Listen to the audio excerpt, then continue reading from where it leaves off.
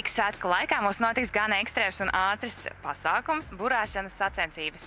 Lūkšu tev, Matīs, pastāstīt par pašu norises gaitu, kā dalās pa dienām un ko vēl mēs varēsim redzēt. Tad 14. augustā, piekdienā, posmā starp Vanču un Akmens tiltu, norisināsies Baltic Sails Nations Cup sacīkstes.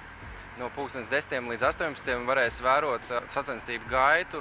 Un sestdienā, svētdienā, 15. un 16. augustā norisināsies Rīgas mačais kauss burāšanā. Un tur arī dalību ņems komandas no 5 valstīm un cīnīsies jau 3. gadu par Rīgas mačais kausu. Tas, vai sacīkstes būs ātrs, tas, protams, atkarīgs no vēja stipruma. Cerams, ka būs labi laikapstākļi, gan saulīte, gan vējš, lai visiem būtu, teiksim, patīkama tā visa atmosfēra. Mačais sacīkstēs distancē iziet 2 komandas, kur cīnās viena pret otru. Un te ir tas izslēgšanas princips. Tā komanda, kur finišē priekšā, tā iegūst punktu. Ja? Tas ir ļoti svarīgi, teiksim, pamat turnīrā, lai tiktu pusfinālā un finālā. Tas tieši tas punktu skaits.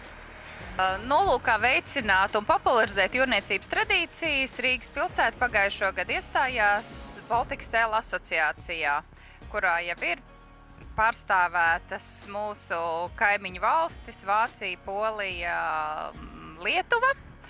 Un šīs asociācijas ietvaros tiek rīkot dažādi jūrniecību popularizējoši pasākumi.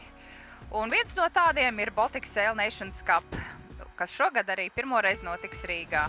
Un arī nākotnē skatāmies tālāk un iespējams, ka būs arī kādi burukuģi ienāks Rīgā un papildinās Rīgas svētku programmu. Lūdzu laipni gaidīti visas 3 dienas, sekot līdzi mačreisam, kas notiek Daugavā. Rīgas svētkos atzīmējot Rīgas ostas 815. gada dienu, notiks arī citas aktivitātes gan Daugavā, gan pilsētas kanālā. Svētku 2. dienā, 15. augustā, interesanti gaidīti pirmajās Daugavas kausa izcīņas sacensībās peldēšanā atklātā ūdenī, kas notiks Lucavas salas peldvietā.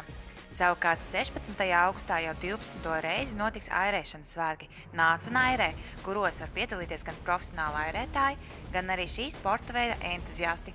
Būs pasākumi, kuros iedzīvotāji varēs paši piedalīties, un būs aktivitātes, kurās apmeklētājiem būs iespēja iesaistīties līdzjutēju pulkā.